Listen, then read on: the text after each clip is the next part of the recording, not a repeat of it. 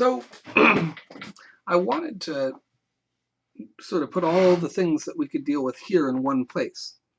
So the first is, if we look at these three graphs, we have one that, even though it's not a very great set of data, a straight line fits through really nicely. And when a straight line fits nicely through something, we say it's linear. Yeah, it's not a perfect line, but it's not like this would fit it better or this would fit it better. You know, a straight line fits this data as well as anything else. This isn't a great linear relationship, but it is linear. On the other hand, here, any straight line I draw, and there's a lot I could, is going to be less effective than a single nice smooth curve. Now, what we're not talking about is some crazy curve that you could do with either of these, where you like go from one point to another so that you hit every spot. We're not talking about that. We're talking about either a nice single straight line or a nice single swooping curve like that.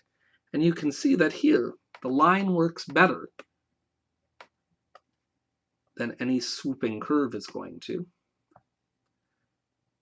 In the end, no matter what, the line gives us the best fit there. So that's linear. But when a nice swooping curve works better, we call that nonlinear.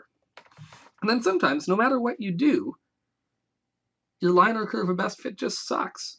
If I do a straight line through here, these points are way off. These points are way off. Nothing fits well.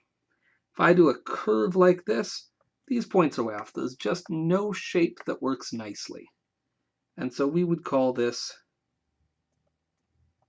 no relationship. If we can't put a curve or a line of best fit through it, then we say there's no relationship. So there are the options. Now, the other thing is that not all relationships are equal. This fits a line very nicely. So we would call that a strong relationship. This one also is linear. It also fits a line nicely, but doesn't fit it as nicely. And that wasn't the best line of best fit, actually. That's closer anyways.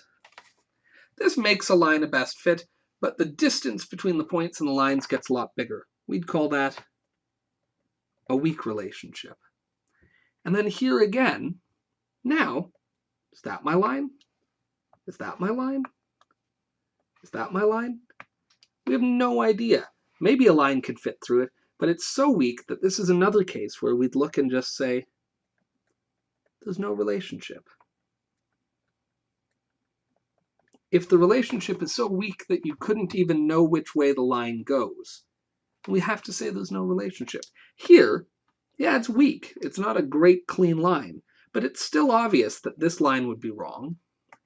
It's still obvious that this line would be wrong. It's still obvious that that line would be wrong. We at least know from this one the direction that our line should follow, even if it's not perfect. So we should know the difference between a linear and a nonlinear relationship. And we should know the difference between a strong and a weak relationship. And we should know that if these things are all over the place, well, that's no relationship. The last thing I want to talk about relates to linear relations and lines of best fit. And that's this. We could have data that curve around like that, and data that curve around like this. Both of these look linear, actually. So I can draw a line of best fit through this. I can draw a line of best fit through that. Both linear.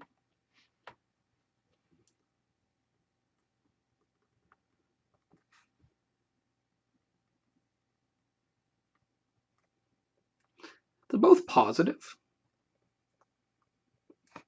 They're both going up if we read left to right.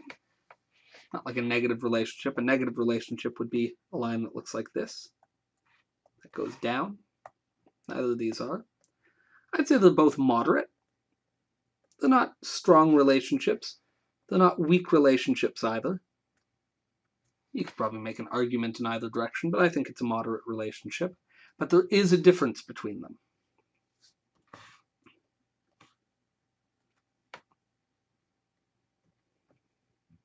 This one has an initial value of 0. It starts at 0.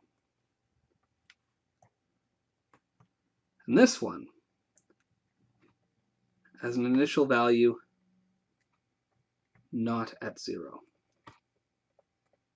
That's a big difference. These are a distinction that we draw as being very important. So if it has an initial value that starts at 0, we call that direct variation.